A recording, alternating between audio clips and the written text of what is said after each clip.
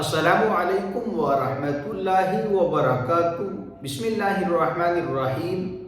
امید ہے آپ لوگ خیریت سے ہوں گے۔ اللہ تبارک و تعالی آپ لوگوں کو ہمیشہ اپنے حفظ و امان میں رکھے۔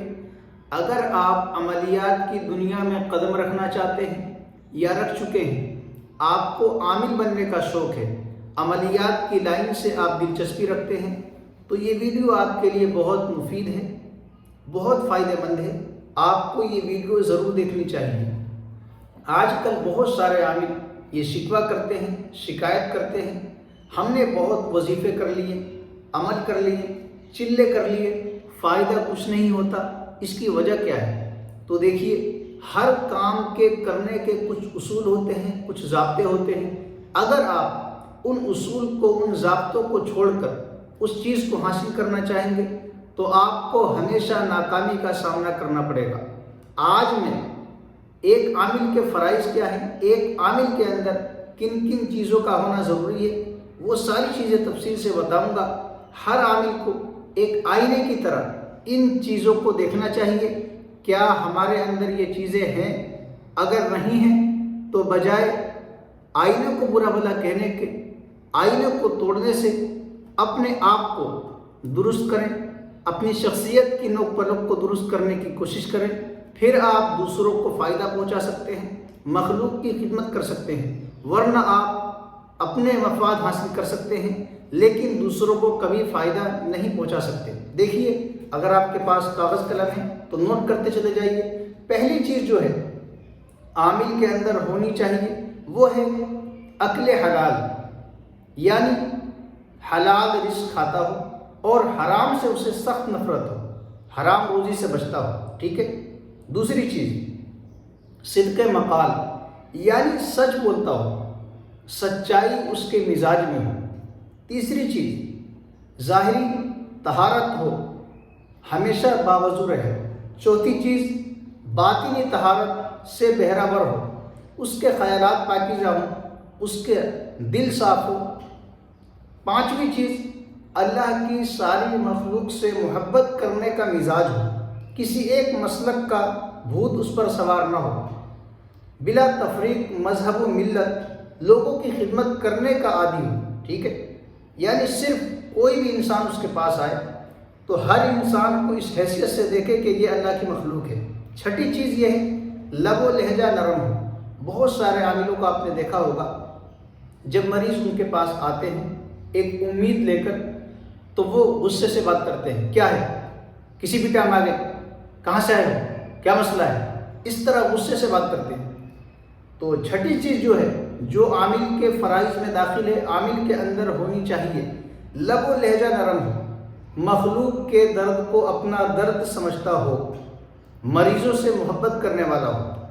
ساتویں چیز نوٹ کریں آپ، اللہ پر ایمان کامل ہو اور یہ یقین دل میں جاگزی ہو کہ تعویذات کی حیثیت تدبیر ہے، اسباب کے درجے میں ہے، اور جو کچھ میں کر رہا ہوں سب اسباب کے درجے میں ہے، تدبیر کے درجے میں ہے۔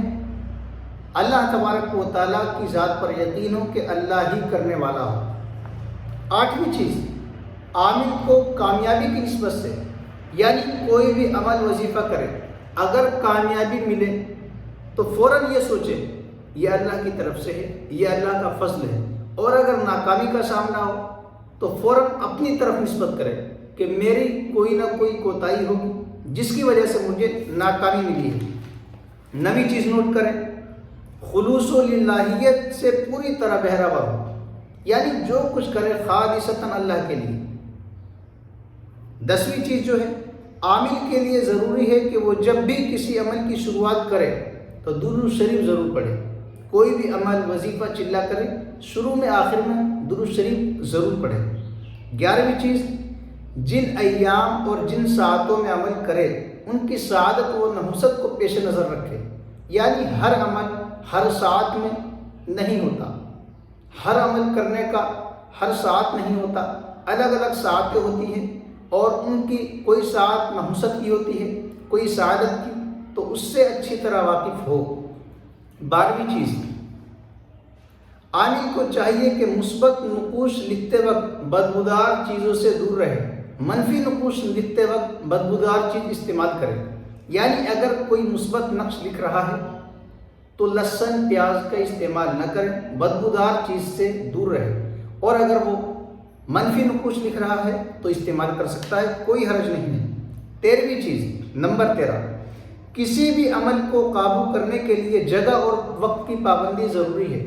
بہت سارے عامل اس کا خیال نہیں کرتے، یعنی کوئی بھی عمل کرے تو وقت اور جگہ، یہ دو چیزیں اگر آگے پیچھے ہو جائیں تو یاد رکھے عمل میں تاثیر نہیں رہتی، تاثیر ختم ہو جاتی ہے۔ نمبر 14، کسی بھی عمل کو قابو میں کرنے کے بعد اس عمل کو کسی نہ کسی مقدار میں روزانہ پڑھنا ضروری ہے، ٹھیک ہے؟ کوئی بھی عمل کرے کسی کے لیے تو اس کو قابو میں کرنے کے لیے، رکھنے کے لیے مستقل ایک مقدار میں اس کو پڑھے۔ نمبر 15، عمل کے لیے کسی رہنما کی رہنمائی ضروری ہے، یعنی خود بخود عمل نہ کرے، کسی بھی رہنما، پیشوا، استاد سے رابطہ کر کے عمل کرے، اور جس عامل کو عامل اپنا استاد یا رہنما تسلیم کرتا ہو اس کے حکم کی تعمیل کرنا ضروری ہے، ٹھیک ہے؟ یعنی کسی بھی عامل کو اگر آپ اپنا استاد بنا رہے ہیں تو اس کے حکم کی پاسداری کرنا، لحاظ کرنا، پابندی کرنا، اس کے حکم کو ماننا یہ ضروری ہے۔ نمبر 16، بے وضو نہ کوئی عمل کرے نہ کوئی نقش لکھے، بالخصوص وہ نقوش جو آیات قرآنی پر مشتمل ہو، ان کو لکھنے سے پہلے وضو کرنا ضروری ہے، ٹھیک ہے؟ یعنی بے وضو کوئی عمل نہ کرے، کوئی نقش نہ لکھے، خاص طور سے اگر کوئی قرآنی آیت کا نقش لکھنا ہو تو بے وضو نہ لکھے، وضو کرنا ضروری ہے کیونکہ قرآنی آیات آپ لکھ رہے ہیں۔ نمبر 17، عامل کو چاہیے کہ وہ اپنے لکھے ہوئے نقوش پر بھی خود بھی یقین کامل رکھتا ہو اور یہ سمجھتا ہو کہ اس کے نقوش علمی اور فکری اعتبار سے ایک اچھی تدبیر کی حیثیت رکھتے ہیں، اور ان کے استعمال کرنے سے ضرورت مندوں کو بإذن اللہ اپنے مقاصد میں یقیناً کامیابی مل سکتی ہے۔ یعنی جو عمل کرے، جو نقش لکھے، تو اسے اپنے نقش، لکھے ہوئے نقش پر یہ یقین کامل ہو کہ اللہ کے حکم سے لوگوں کے مقاصد کے لیے کامیابی ملے گی۔ نمبر 18، عامل کو چاہیے کہ جس آیت قرآنی یا جس اسم الہی کا نقش لکھے، نقش لکھنے کے بعد اس آیت یا اس اسم الہی کو کم سے کم ایک مرتبہ پڑھ کر نقش پر دم کرے، یا پھر آیت اور اسم الہی کے مفرد عدد کے برابر پڑھ کر دم کرے، ٹھیک ہے؟ نمبر 19، آیات قرآنی اور اسم الہی کے اعداد درست نکالے۔ بہت سارے لوگ ابجد قمری سے اسم الہی یا قرآنی آیات کے جو اعداد نکالتے ہیں اس میں غلطی کرتے ہیں، حساب کتاب نہیں لگا پاتے۔ تو نمبر 19 کیا ہے؟ آیات قرآنی اور اسم الہی کے اعداد درست نکالے، اس میں اگر خطا ہوگی تو نقش درست نہیں بنے گا، اور جب نقش درست نہیں بنے گا تو کامیابی نہیں ملے گی، تاثیر بھی نہیں ہوگی۔ یہ 19 چیزیں جو میں نے بتائی ہیں ہر عامل کے اندر ہونی چاہیے، یہ عامل کے فرائض واجبات میں ہیں۔ اگر کوئی عامل ان چیزوں کا خیال نہیں کرتا، یہ چیزیں اس کے اندر نہیں ہیں اور پیدا کرنے کی کوشش بھی نہیں کرتا، تو یاد رکھے اسے قدم قدم پر بار بار ناکامی کا سامنا کرنا پڑے گا۔ اس لیے میری آپ لوگوں سے گزارش ہے، اگر آپ عملیات کی دنیا میں قدم رکھنا چاہتے ہیں یا رکھ چکے ہیں، آپ کو عامل بننے کا شوق ہے یا آپ عملیات سیکھ رہے ہیں، کہیں بھی کسی بھی انسان کو استاد بنا کر، تو ان چیزوں کا خیال رکھیں۔ اللہ تبارک و تعالیٰ کے حکم سے آپ کی ہر مراد پوری ہوگی اور آپ کو ہر جگہ کامیابی ملے گی۔ اللہ تبارک و تعالیٰ ہم سب کو نیک عمل کرنے کی اور مخلوق کی زیادہ سے زیادہ خدمت کرنے کی توفیق عطا فرمائے۔